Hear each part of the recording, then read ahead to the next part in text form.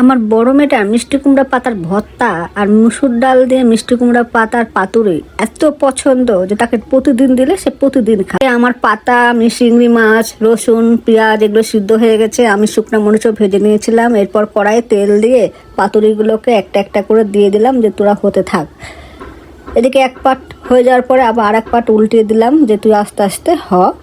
তারপরে আমি এদিকে শুকনো মরিচগুলো লবণ দিয়ে ম্যাশ করে নিয়ে পাতার সাথে মিশিয়ে দিলাম। এদিকে আমার পাতুরিগুলো হয়ে গেল, আমি সেগুলো তুলে নিলাম। আবার যেগুলো ছিল সেগুলো আমি দিয়ে দিলাম।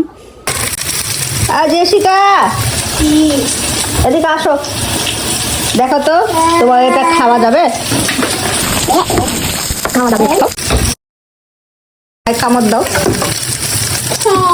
কামড় দাও। কেমন আছে? ভালো? আচ্ছা, তুই খাবি? খাবারই ধরার নাম। ফাইনালি রেডি মিষ্টি কুমড়ার পাতার পাতুরি আর ভর্তা।